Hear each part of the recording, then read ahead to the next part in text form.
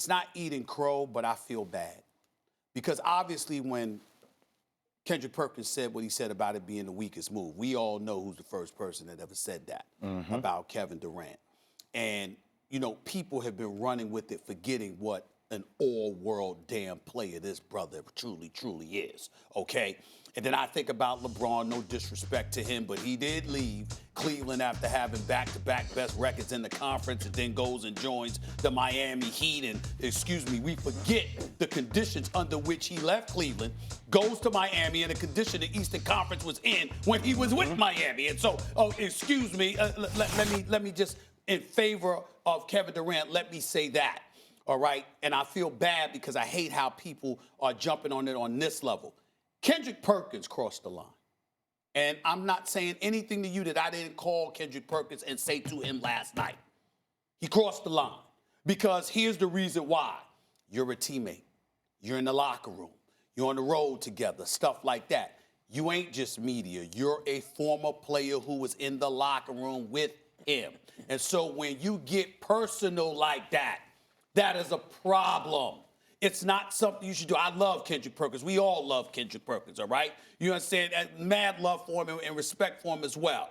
But you don't do that because I'm in the media. You're in the media. The bottom, even though you're doing media, if you were in a locker room, you are a former player who was a former teammate. And so you talking about somebody, there's a different connotation that comes with it. Okay, yep. I'm not viewed as a Benedict Arnold. I'm not going to get viewed as somebody who's betraying you if I speak on something in the media when that's my job every damn day. But if I were a teammate of yours sharing the locker room with you, then it would be viewed differently if I said the same things. Kendrick Perkins has to be mindful of that. In terms of Kevin Durant, here's where Kevin Durant looks bad. First of all, what you said about Kendrick Perkins was unnecessary. Everybody got their role. Everybody can't be 6'11" with a 7'6" wingspan with your skills. That's why you that dude. There are certain, Oakley wasn't Ewing. You understand what I'm saying? You know, Maurice Lucas wasn't Bill Walton. You know, there's a whole bunch of you got to. There's a role for that guy on the team. There's a role for the Kendrick Perkins and others. Kevin Durant is brilliant about the game of basketball. He knows that. He was just taking a shot. And here's where Kevin Durant looks bad. It's on the night that everything was happening for Russell Westbrook in Oklahoma City. That's a great point. That's the problem. If it were any other day, if you had had this argument a month ago, it would not have been good. If you had it over summer, it wouldn't have been good. But that would have been light. Right? The fact that this happened on the day that Russell Westbrook is being treated the way he's being treated in Oklahoma City, with Kendrick Perkins letting everybody know what he was going to say about Russell Westbrook, you clearly were in your feelings about that. You think he wasn't thinking about it? I don't think he did it maliciously. Yeah, I'm not saying, and I'm not questioning. I'm with you. Hold on, y'all. I want to flow because I want to flow to all of y'all. I just want to get it out. My point to you is that I'm not casting any aspersion in terms of his thought. I don't know. I'm just talking about how it looked. About that. And in the end, here's the bottom line. Kendrick Perkins knows that Kevin Durant is better than Russell Westbrook. Anybody that knows basketball knows that Kevin Durant is better than Russell Westbrook. No disrespect. But he said it, Perkins said it, only because he's saying in Oklahoma City, they're going to love you for life because you wanted to stay whereas the other guy left. Kendrick should have elaborated on that. He did not. But in the end, what the bottom line is, you are Kevin Durant. You are the narrative. You are the headline. And the fact that you made the statement that you made on the day that Russell Westbrook is being celebrated in Oklahoma City makes you look bad. You're right. Period. By the way, that is a great point. I have not heard anyone else make it. That is, I agree with that. Whether or not, I think maybe if KD had thought about it that way, maybe he doesn't do it. I don't know.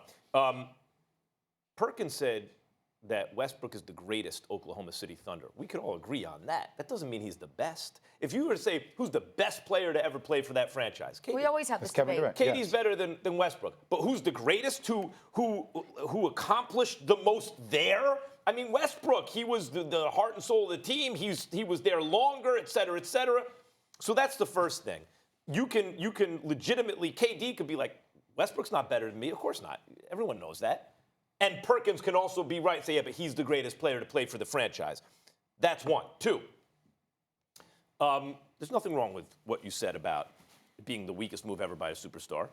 That's the way you felt about it, obviously. But also, But people it's have not run the with it same- and taken but it it's to not another the same level thing. than The reason you're right about it, or the reason that it needs special attention, is it's not what LeBron did in Miami. LeBron stacked the deck. That's why people had that bad reaction about the Heat. But at the time, I was thinking, timeout. Why? He can't play his own GM? Why can he's just on a bad team that won't get him any help. So he teamed up with Wade and Bosh. He stacked the deck. He did. What KD did was take it to a next level. That was stacking the deck 2.0. Forget about the fact that they just lost to them. I'm not even concerned about that. They won 73 games and came a possession away from winning the championship, and they would have been called the greatest team of all time. He joined that team.